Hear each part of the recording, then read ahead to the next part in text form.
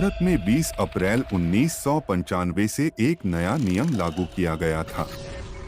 वह नियम कुछ महीनों के लिए लागू किया गया था, जिसे हर कोई अंधेरे घंटे के नाम से जानता था। भारत में बिजली का उपयोग लगातार बढ़ता जा रहा था और लोगों ने बिजली की बचत को समाप्त कर दिया था। इस विषय पर भारत सरकार ने एक निर्णय लिया था। भारत सरकार ने तय किया था कि रात के 10 बजे से रात के 12 बजे तक कुछ जगहों पर बिजली पूरी तरह से बंद रहेगी और 2 घंटे के लिए उन जगहों पर पूरी तरह से अंधेरा रहेगा। यह प्रबंध कुछ शहरों, कुछ गांवों, कुछ कस्बों और कुछ बस्तियों में लागू किया गया था। हमारी बस्ती में भी यही व्यवस्था लागू थी। मेरी बस्ती में सुबह से रात 9 बजे तक सब कुछ ठीक रहता था। हर तरफ रोशनी रहती थी, लोग घूमते थे, बच्चे खेलते थे, लेकिन रात 10 बजे से 20 मिनट पहले सभी के चेहरे पर डर साफ दिखाई देता था। रात 10 बजे से पहले सभी खुद को अपने घरों में बंद कर लेते थे। उस दिन भी ऐसा ही हुआ था। उस दिन रात के 10 बजने में 20 मिनट बाकी थे और सभी अपने अपने घरों में बंद हो रहे थे। कोई बाहर नहीं था, सब अंदर बंद हो चुके थे। मैं और मेरा परिवार भी हमारे घर के अंदर बंद हो चुके थे। रात 10 बजे सबका घर अंदर से बंद था और चारों तरफ सन्नाटा था। हर रात के वे 2 घंटे डर के होते थे। उस दिन भी रात के 10 बजे हमारी बस्ती की लाइट चली गई और चारों तरफ अंधेरा छा गया। मैं कुछ भी नहीं देख पा रहा था।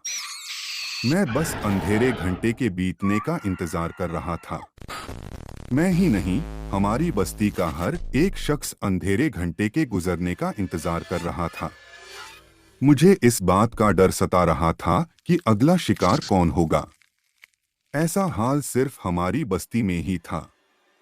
ऐसी और भी जगह थीं जहां रात 10 बजे से 12 बजे तक घना अंधेरा रहता था, लेकिन उन जगहों पर इन 2 घंटों के दौरान कोई भी डर के साए में नहीं रहता था।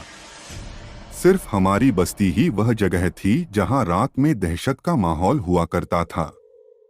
हमारी बस्ती को सभी लोग अंधेरी बस्ती कहकर बुलाते थे, क्योंकि हमारी बस्ती से हर रात कोई न कोई गायब हो जाता था। इस बार कौन लापता होगा, यह तो सबको सुबह ही पता चलता था। अंधेरे घंटे के दौरान किसके परिवार का कौन सा सदस्य लापता होगा, यह तो सुबह ही पता चल पाता था। लोगों को यह भी नहीं पता था कि जो लोग लापता हो जाते थे वे मारे जाते थे या रात को डर के मारे भाग जाते थे। उन लोगों के साथ क्या हुआ, यह एक रहस्य हुआ करता था। पुलिस हमारी बस्ती के लोगों पर कभी भरोसा नहीं करती थी और पुलिस को जांच के लिए सबूत भी नहीं मिलते थे। उस अंधेरे घंटे के दिन मैं गायब था। मैं उस अंधेरे घंटे वाले समय अपने घर में था। मेरे माता पिता भी घर में थे। हमारे घर में अंधेरा ही अंधेरा था। हम में से कोई गुम न हो जाए इसलिए हम सब एकदम चुप थे। फिर मुझे ऐसा लगा जैसे कोई मेरे सामने खड़ा था। मैं अचानक बेहोश हो गया और जब मेरी आंखें खुली तो मैं एक पेड़ पर लटका हुआ था। मेरे दोनों हाथ एक पेड़ की टहनी पर बंधे हुए थे और मैं एक जंगल में था। मैंने सामने देखा तो मेरे होश उड़ गए। मेरे सामने एक भूत खड़ा था। उसका पूरा शरीर जला हुआ था और उसका मुंह खून से लथपथ था। उस भूत के लंबे लंबे बाल थे और उसके पैर मुड़े हुए थे। उस भूत के दोनों हाथों में लंबे नाखून थे और वह बहुत गुस्से में था। मैं उसको देखकर बहुत डर गया था। मैं जोर जोर से चिल्लाने लगा, कोई मुझे बचाओ, मुझे बचाओ, कोई मेरी मदद करो। भूत ने डरावने स्वर में कहा, यहाँ कोई तुम्हें बचाने नहीं आएगा, तुम्हारा चिल्लाना बेकार है। मैंने उससे डरी हुई आवाज में पूछा, क्या तुम्हारी वजह से ही लोग लापता हो रहे हैं? उसने कहा, हाँ, मेरी वजह से ही लोग गायब हो रहे हैं। मैंने उससे पूछा, तुमने उनके साथ क्या किया है और अब तुम मेरे साथ क्या करने वाले हो? उसने कहा, मैं तेरे साथ वही करने जा रहा हूँ जो मैंने उनके साथ किया है।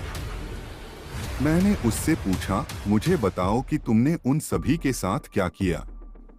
उसने कहा, मैंने उन सभी को मार डाला और उनके शवों को इस जंगल के कुएं में फेंक दिया। तुम सब पागलों की तरह उन लोगों को ढूंढते रहे, लेकिन तुम सब इस जंगल में कभी नहीं आए और तुम लोगों ने कभी भी इस कुएं में नहीं देखा। इस कुएं में ही सबकी लाश थी और मैं तब तक नहीं रुकूंगा जब तक यह कुआं लाशों से भर नहीं जाता। अब मैं तुझे भी मारकर इसी कुएं में फेंक दूंगा। उसकी ऐसी बातें सुनकर मैं डर गया। हमारी बस्ती के बाहर एक घना जंगल था। उस जंगल में एक कुआं था। वह उसी कुएं की बात कर रहा था। मैंने उससे पूछा, तुम हमारे लोगों को रात में क्यों मारते हो और फिर उन्हें उस कुएं में क्यों फेंक देते हो? उसने कहा, 200 साल पहले इस बस्ती की जगह यहाँ एक गांव हुआ करता था। उस गांव में मेरा एक परिवार था। मेरी एक छोटी बेटी थी और मेरी एक पत्नी थी। गांव के लोगों ने मेरी पत्नी के साथ बलात्कार किया और उसे मार डाला। फिर उन्होंने मेरी पत्नी की लाश इस कुएं में फेंक दी। मैं अपनी पत्नी की मौत का बदला लेना चाहता था, लेकिन इससे पहले ही गांव के लोगों ने मुझे और मेरी बेटी को भी मारकर इस कुएं में फेंक दिया। कई सालों तक मेरी आत्मा भटकती रही और मैं अपना बदला नहीं ले सका। मैं बहुत समय से गुस्से में था और मुझे अपने गांव के लोगों को मारना था, लेकिन मैं ऐसा नहीं कर सका। कई साल बीतने के बाद यहाँ एक बस्ती बन गई और अब इस नियम के कारण मुझे रात में अंधेरे में लोगों को मारने का मौका मिला। अगर मैं रोशनी के सामने आऊंगा तो मैं वहीं राख हो जाऊंगा। पूरे 2 घंटे के अंधेरे में मुझे लोगों को मारने का एक अच्छा मौका मिलता है। तो अब तुम भी मरने के लिए तैयार हो जाओ। यह कहकर वह मुझे मारने के लिए मेरे पास आने लगा। मैं पूरी तरह डर गया था। मुझे लगने लगा था कि अब मैं मरने वाली हूँ, लेकिन ऐसा नहीं हुआ। उसके हाथों मरना मेरी किस्मत में नहीं लिखा था।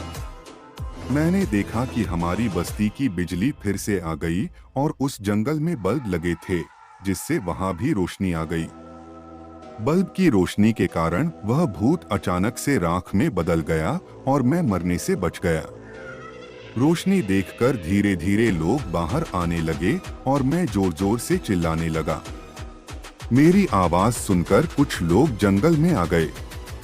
उन्होंने मेरे हाथ खोले। जब मैंने उनसे समय पूछा तो उन्होंने मुझे बताया कि रात के केवल 11 बजे थे और बिजली वापस आ गई थी। मैं जंगल के कुएं के पास गया तो मैंने देखा कि वह लाशों से भरा हुआ था। बस्ती के सभी लापता लोग उस कुएं में मरे हुए थे। मैंने वह पूरी घटना बस्ती के सभी लोगों को बताई और लोगों ने मेरी बातों पर विश्वास किया। उस दिन के बाद वह व्यवस्था समाप्त हो गई और हमारी बस्ती के लोग फिर कभी गायब नहीं हुए। तो आशा करता हूँ कि आज की ये छोटी सी हॉरर स्टोरी आपको पसंद आई होगी। अगर पसंद आई है तो वीडियो को लाइक करके चैनल को सब्सक्राइब कर लेना। तो चलिए मिलते हैं नेक्स्ट वीडियो में एक नई स्टोरी के साथ। तब तक के लिए आप अपना ख्याल रखिएगा। धन्यवाद।